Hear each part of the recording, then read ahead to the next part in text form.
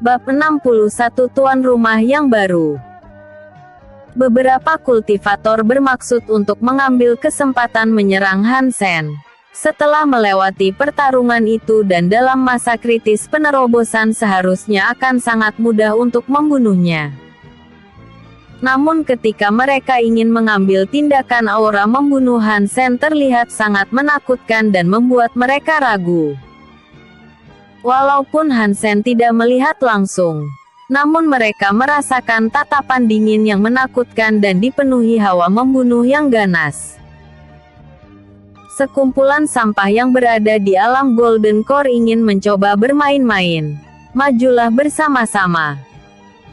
Aku akan mengirim kalian semua ke neraka, kata Hansen dengan keras. Semua orang merasa sangat takut dan mereka tidak berani bergerak. Awan hitam menutupi langit dan petir menyambar ke arah Hansen dengan ganas secara terus-menerus. Hansen sama sekali tidak berteriak kesakitan dan matanya sangat tajam seolah tidak merasakan sakit sama sekali. Kulitnya menjadi lebih cerah dan semua ketidakmurnian di dalam tubuhnya keluar. Tidak banyak manfaat yang dia dapatkan dari penerobosannya kali ini. Namun itu tidak menjadi masalah. Hansen mengganti pakaiannya dan rambutnya berkibar ditiup angin. Hansen terbang ke atas langit dan menatap semua orang yang ada di bawahnya. Tidak ada satupun dari mereka yang berani melakukan kontak mata dengannya dan sekarang hanya ada rasa ketakutan di dalam hati semua orang. Namaku Hansen berasal dari keluarga Han. Mulai hari ini keluarga Han akan menjadi keluarga kelas pertama di Kota Api. Lupakan soal keluarga Van mulai sekarang. Jika ada yang merasa keberatan dan ingin membalas dendam, datang saja langsung kepadaku dan aku akan mengirim kalian ke neraka, kata Hansen dengan tegas. Semua orang memberi hormat dan Hansen bergegas menuju kediaman keluarga Van. Selang beberapa waktu Hansen sampai dan dia cukup terkejut dengan betapa luasnya tempat itu. Luasnya hampir setengah dari istana kerajaan itu sendiri dan terdapat beberapa bangunan sekaligus tempat untuk berlatih dengan nyaman. Keluarga kelas pertama memang sangat sesuai dengan reputasinya dan ini akan menjadi tempat tinggal yang nyaman untuknya berlatih. Di bawah Hansen melihat 60 penjaga dan 40 pelayan di sana. Ekspresi mereka terlihat bingung dengan nasib mereka sekarang. Kematian kepala keluarga membuat semuanya melarikan diri dan hanya mereka yang tersisa sebagai pekerja di sana. Hansen perlahan turun dan berkata, "Kalian semua, sebutkan apa maksud kalian berdiri di sini." Seorang pria yang disebut dengan Kapten Z memberi hormat. Z ini bekerja sebagai pemimpin penjaga. Kepala keluarga Van sudah mati di tangan Tuan Han. Sesuai peraturan arena yang kalah akan mendapatkan semuanya. Ada 60 penjaga dan 40 pelayan di sini yang bekerja untuk mencari nafkah bagi keluarga mereka. Saya tidak tahu apakah Tuan Han akan mengusir kami atau masih membutuhkan pelayanan kami. Kediaman yang besar seperti ini tentunya aku membutuhkan banyak pelayan untuk mengurusnya di masa depan.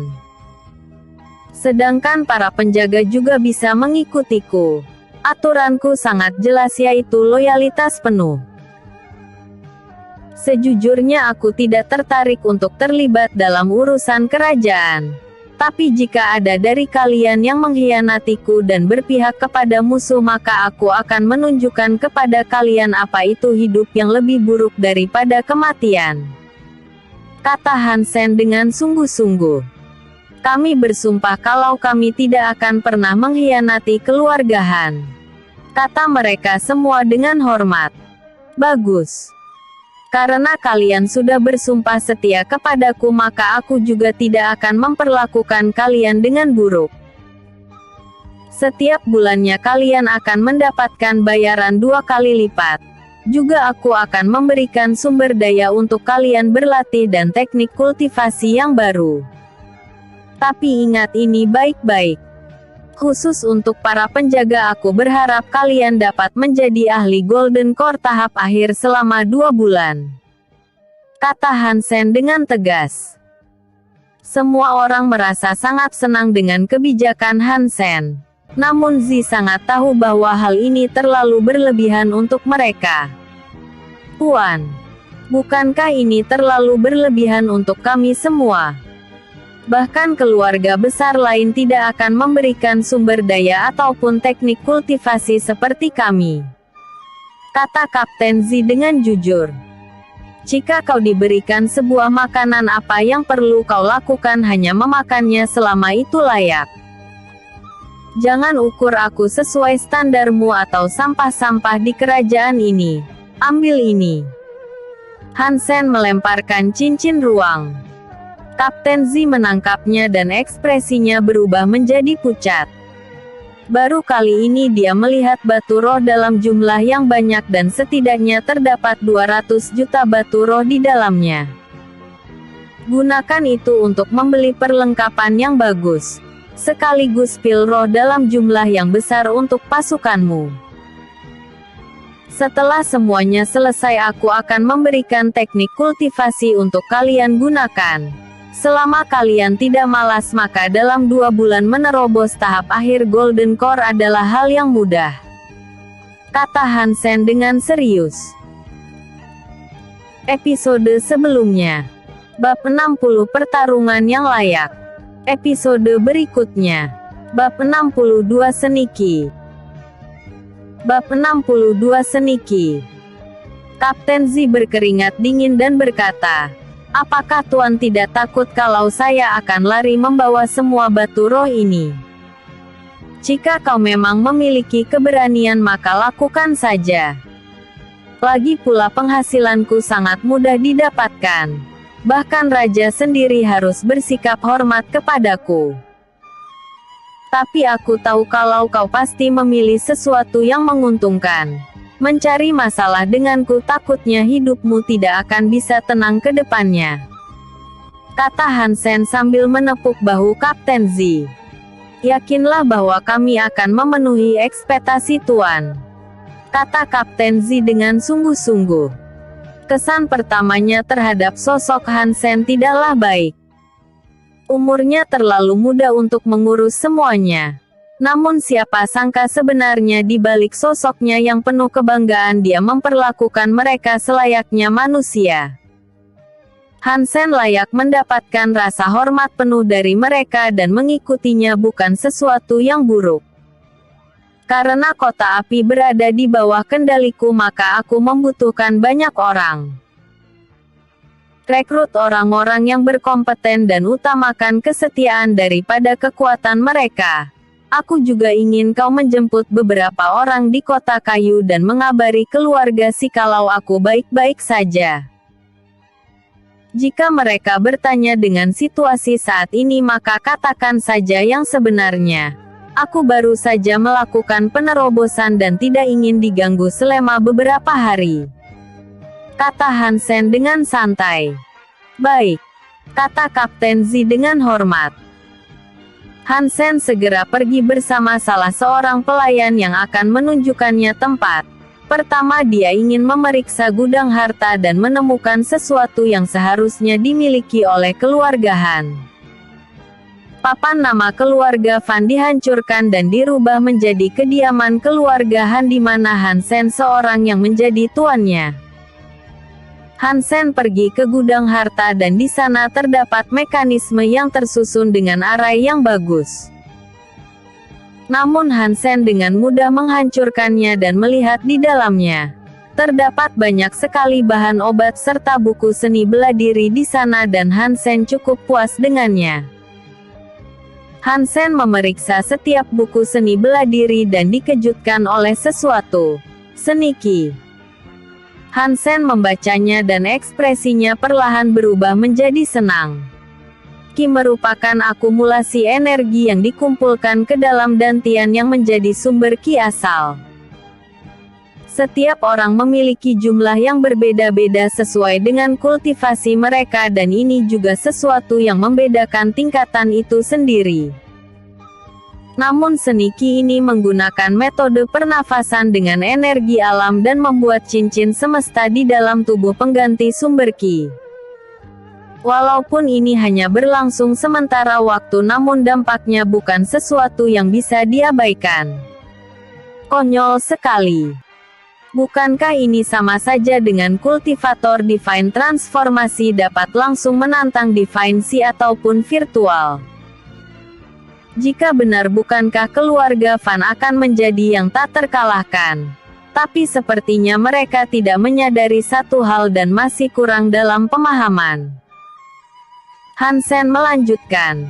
Energi alam memiliki unsur 5 elemen untuk membentuk cincin semesta di dalam tubuh melalui pernafasan. Karena akar spiritual setiap orang berbeda-beda jadi mungkin mereka benar-benar tidak sadar dan menganggap ini sebagai sesuatu kegagalan. Hansen duduk di sana dan mulai mempraktikkan metodenya. Energi langit dan bumi diserap dalam jumlah yang besar ke dalam tubuh Hansen. Tanaman obat yang berada di sekitarnya juga ikut layu seolah energinya juga diserap ke dalamnya.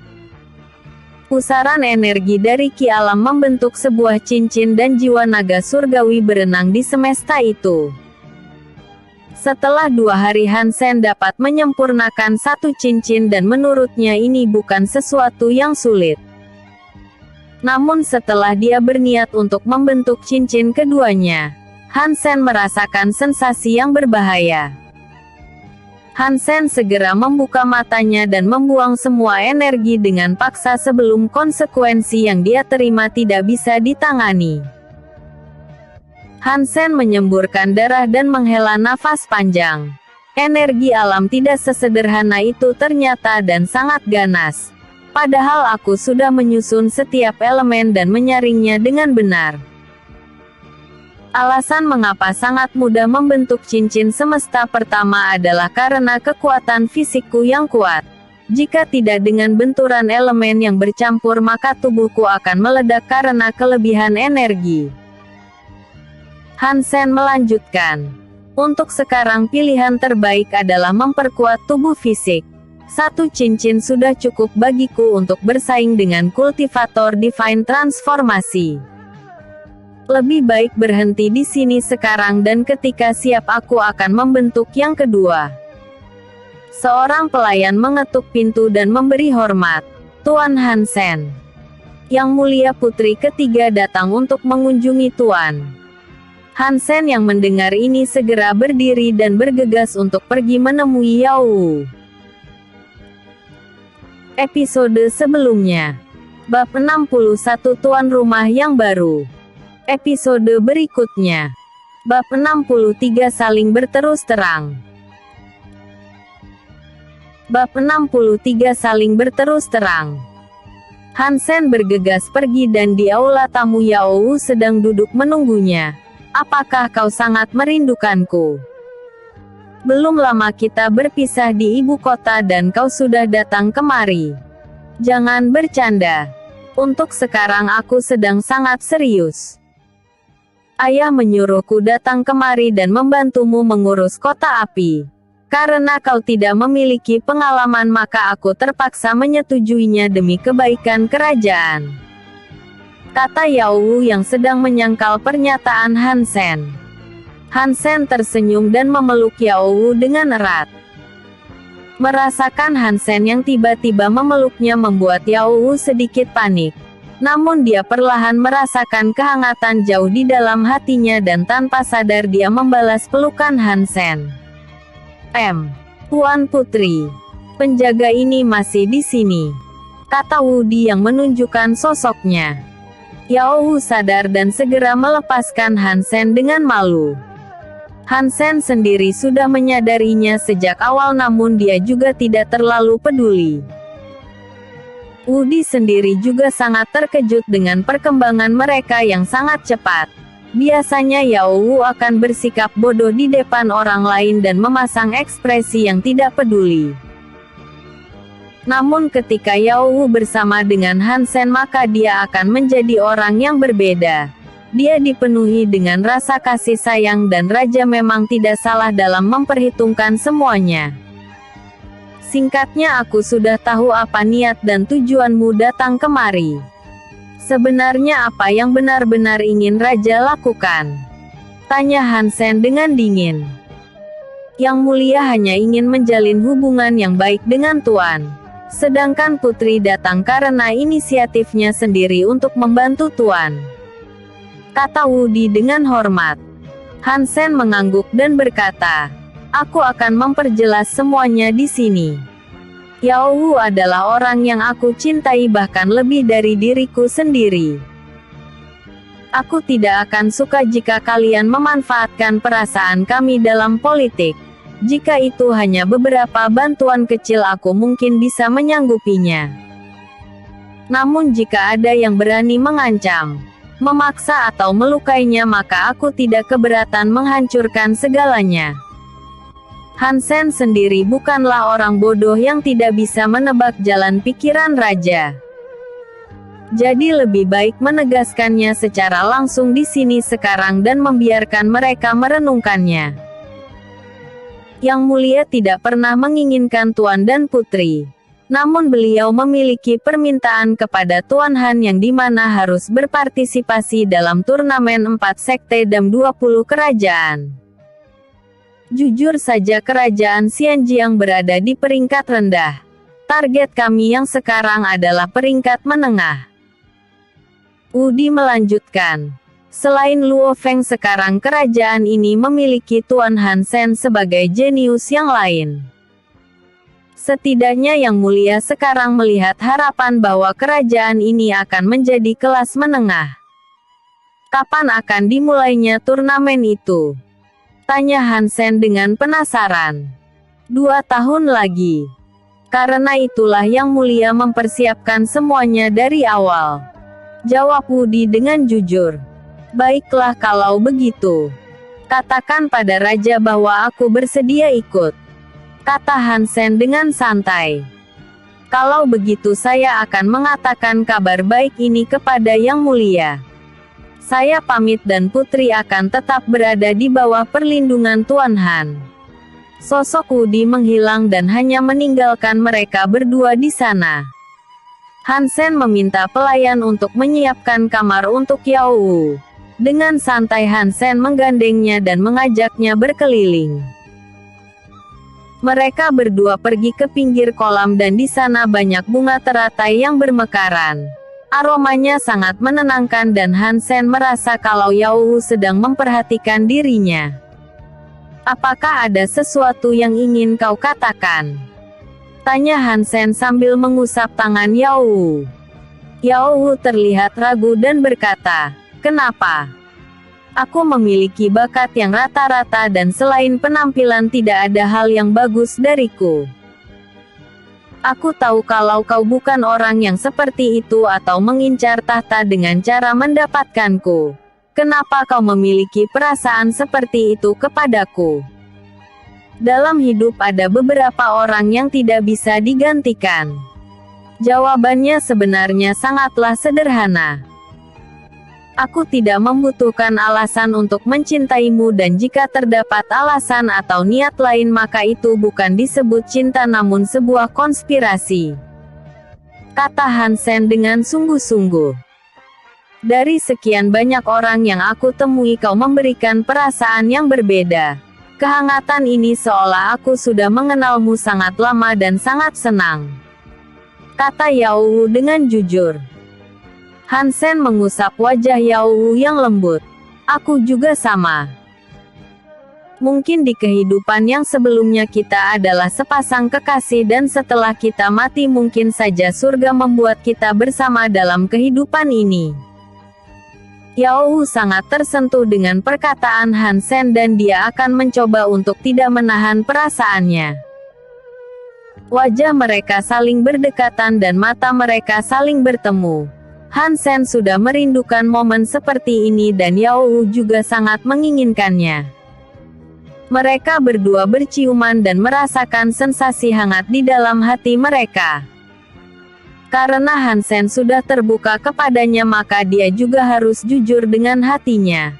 Entah ini merupakan hal yang baik atau tidak, setidaknya Yao Wu akan mencoba untuk percaya dengan Hansen. Episode sebelumnya. Bab 62 Seniki. Episode berikutnya. Bab 64 Seseorang yang disetarakan surga. Beberapa hari sudah berlalu dan Hansen menikmati kebersamaannya dengan Yao Wu. Dia mengajari Yao Wu latihan kultivasi dan melatih jiwa roda bulan miliknya. Hansen memiliki pengetahuan tentang metode latihan Suijing yang tidak lain adalah Yao Wu di masa lalu. Terlebih jiwa roda bulan adalah jiwa bela diri yang berperingkat 3 dalam jiwa senjata. Yao Wu terlahir dengan Yin Qi murni di dalam tubuhnya dan cocok dengan elemen air. Setelah mendapatkan metode latihan dari Hansen, kecepatan kultivasinya menjadi sangat cepat dan dia baru saja menerobos alam Golden Core. Hansen menghampiri Yao Wu yang sedang bermeditasi di halaman kediamannya dan duduk di depannya. Yao Wu sadar bahwa Hansen sedang datang namun dia cukup malu untuk melihatnya. Setelah beberapa waktu Yao Wu merasa tidak nyaman dan membuka matanya. "Mengapa kau tidak mencoba mengatakan sesuatu dan duduk diam seperti batu?" kata Yao Wu dengan kesal. "Aku hanya sedang melihatmu berlatih. Bukankah kita sudah menjadi sepasang kekasih? Apakah aku salah jika ingin melihatmu?" kata Hansen dengan senyum yang hangat. "Hah. Maafkan aku karena jarang keluar. Padahal ayah menyuruhku datang kemari untuk membantu mengurus semuanya. Tapi aku malah sibuk berlatih. Dulu sekeras apapun aku berlatih maka peningkatan yang aku dapatkan sangat sedikit. Tapi setelah kau mengajarkan metode ini aku merasa bisa bangkit kembali. Aku ingin menjadi kuat dan membantumu nanti sewaktu turnamen," kata Yao Wu dengan sungguh-sungguh. "Jangan pikirkan apapun. Aku tidak akan kalah oleh siapapun. Bahkan orang-orang menyebutku sebagai kesombongan surgawi. Jadi jika aku memenangkan turnamen itu bukan masalah besar untukku," kata Hansen dengan percaya diri. "Yah. Itu sudah terlukis jelas dalam kata dan tindakanmu yang mencerminkan julukanmu. Tapi kenapa harus ada kata surgawi? Apa maksud sebenarnya dari kesombongan surgawi itu?" tanya Yao Wu dengan penasaran. Hansen berdiri dan menunjuk ke atas langit. "Itu tidak seperti apa yang kau bayangkan. Arti dari kesombongan surgawi adalah seseorang yang memiliki kekuatan serta pemahaman penuh yang disetarakan dengan surga." Hansen melanjutkan. "Surga itu tetap dan mutlak dengan keberadaan yang mengatur segala jenis hukum. Singkatnya aku menganggap keberadaanku adalah surga itu sendiri.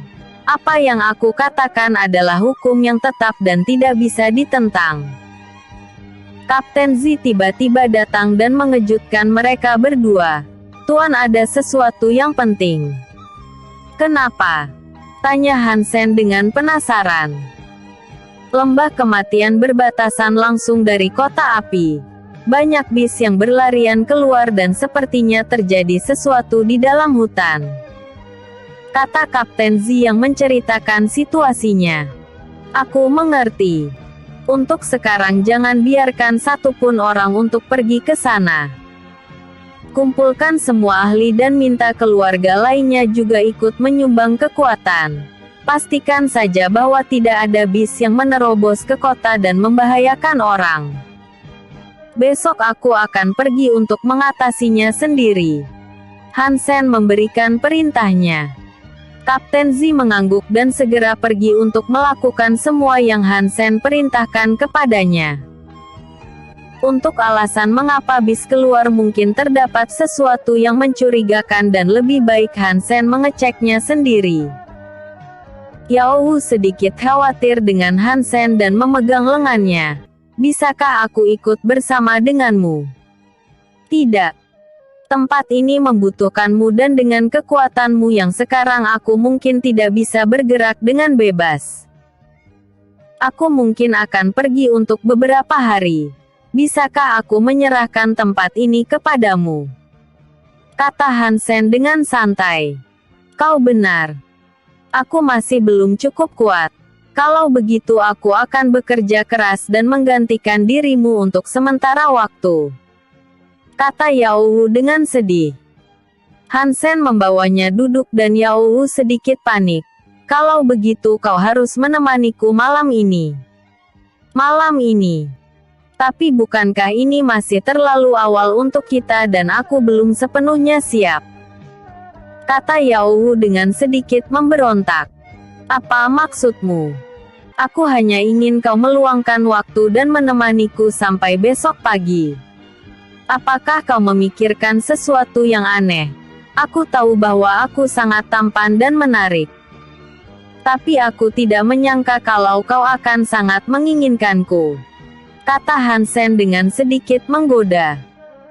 Yao Wu terlihat sangat malu dan kesal dengan candaan Hansen. Kau sendiri yang tidak jelas. Bukankah Liu Xuang dan gadis di sampingmu itu sangat menyukaimu? Kenapa juga kau masih menginginkan putri ini? Hei, aku tidak memiliki hubungan spesial kepada mereka. Jika itu dirimu maka jawabannya sangat jelas karena aku suka padamu. Jawab Hansen dengan jujur. Yao Wu merasa senang dengan perkataan Hansen. Bahkan jika dia memiliki wanita lain itu sebenarnya hal yang wajar. Namun biarkan Hansen menentukannya sendiri di masa depan. Lagi pula Yao Wu tidak bisa menghentikannya dan mereka akan bersama untuk waktu yang lama. Episode sebelumnya. Bab 63 saling berterus terang. Episode berikutnya. Bab 65 mencari penyebab masalah. Bab 65 mencari penyebab masalah. Malam harinya Hansen kembali ke kamar dan berbaring. Dia sudah menyiapkan semuanya di dalam cincin ruang dan besok pagi dia akan berangkat untuk melihat masalah sebenarnya di lembah kematian. Hansen dapat yakin bahwa hal ini mungkin terjadi karena bis yang kuat ingin melakukan penerobosan atau harta yang bagus terlahir. Jadi Hansen tidak akan melewatkan kesempatan ini dan akan melihatnya terlebih dahulu sebelum mengambil keputusan. Keesokan paginya Hansen berpamitan kepada semua orang dan mempercayakan kediaman keluarga Han kepada Yao Wu. Kota api cukup besar dan butuh beberapa waktu untuk mencapai benteng perbatasan. Setelah setengah jam akhirnya Hansen tiba dan di luar benteng banyak orang yang sedang bertarung melawan sekumpulan bis. Untungnya jumlahnya tidak terlalu banyak dan kebanyakan hanya berada di tingkat Golden Core. Hansen mendesaki miliknya dan akar hitam keluar dari dalam tanah. Akar hitam itu mengejutkan semua orang dan menjerat bis dengan sangat kuat. Hanya dalam hitungan detik sekumpulan bis itu berubah menjadi tulang belulang dan semua orang merasa sangat lega. Kapten Zi segera memberi hormat dan semua orang mengikutinya. Salam untuk Tuan Kota Hansen. Tidak perlu memberi hormat. Terima kasih karena sudah mempertahankan tempat ini dari sekumpulan bis. Kalian bisa mengambil tulang itu dan menjualnya ataupun membuat artifak. Masalah ini mungkin berhubungan dengan bis yang berada di tingkatan Divine Transformasi dan mulai dari sini lembah kematian akan ditutup karena aku harus bertarung dengan bis itu. Hansen berkata dengan tegas. Hansen mengayunkan tangannya dan api merah menyebar membentuk sebuah penghalang. Semua orang dapat merasakan kengerian dari api itu dan bahkan ahli alam Naschen Soul dapat merasakan sensasi panas yang mengerikan. Kalian sudah bertarung seharian penuh dan penghalang api ini akan bertahan selama sehari. Pastikan untuk memulihkan kekuatan kalian kembali untuk berjaga-jaga. Setelah semua ini selesai, Kapten Z akan mencatat nama kalian dan aku akan memberikan hadiah berupa pil roh tingkat Naschensol. Hansen mendesaki miliknya dan terbang masuk ke arah lembah kematian. Semua orang bersorak karena kemurahan hati Hansen. Bahkan Kapten Z tidak menyangka kalau Hansen akan sebaik ini. Namun apa yang dia lakukan adalah sesuatu yang baik mengingat semua orang juga ikut berkontribusi untuk menjaga keamanan kota api. Boom! Ledakan yang besar terdengar dan gelombang ki yang sangat kuat dapat dirasakan semua orang. Hansen melihat segerombolan bis dalam jumlah yang besar dan membunuhnya dengan sekali serang. Kesadaran ilahi Hansen menyebar dengan luas dan terus terbang ke dalam lembah untuk mencari penyebab masalahnya. Setelah 2 jam akhirnya dia menemukan lokasi di mana terdapat sebuah badai aura yang mengamuk. Hansen melihat sebuah gua di tengah tebing dan tertarik untuk melihatnya. Namun sebuah angin yang tajam melesat ke arah Hansen dengan kecepatan yang luar biasa. Hansen meninjunya dengan tangan kosong dan menghancurkan angin itu. Dalam pusaran angin keluar sosok bis seperti manusia setengah elang dengan trisula di tangannya. Perubahan yang tidak sempurna. Umumnya bis ini adalah elang topan yang ingin melakukan perubahan wujud menjadi ras monster. Sepertinya ada kolam perubahan wujud di sini, kata Hansen sambil menatap elang topan dengan tajam. Sayap elang topan terbuka dan dia segera melesat ke arah Hansen. Kekuatan elang topan setidaknya berada di tahap akhir Naschensol dan Hansen cukup mampu untuk melawannya. Hansen mengeluarkan pedangnya dan segera dia mengayunkannya sekuat tenaga. Ki pedang yang ganas melesat ke arah elang topan dan menghancurkan trisulanya. Sayap kirinya terpotong oleh ganasnya ki pedang dan darah menyembur dari lukanya. Hansen tidak ingin memperlama pertarungan ini dan sosoknya menghilang menjadi bayangan. Dalam sekejap dia sudah berada di belakang elang topan dan Hansen menghunuskan pedangnya. Ujung pedang yang tajam menembus dada elang topan dan Hansen menyeretnya ke bawah hingga membentur tanah dengan keras. Hansen sengaja tidak mengincar jantung ataupun inti elang topan. Dia ingin menggunakan atribut kegelapan dan menyerap atribut dan vitalitasnya. Kegelapan segera membungkus elang topan dan Hansen merasakan perlawanan. Hansen sedikit mendesak kekuatan jiwanya dan bayangan mata naga surgawi memberikan tekanan yang besar kepada elang topan. Kelemahan bis itu sangat sederhana dan mereka tidak akan bisa melewati jurang garis keturunan. Jiwa naga surgawi bahkan bisa bersaing dengan binatang suci kuno. Elang topan sejak awal tidak akan mampu untuk bersaing dengan jiwa naga surgawi. Episode sebelumnya. Bab 64 Seseorang yang disetarakan surga. Episode berikutnya. Bab 66 Ular naga mistik.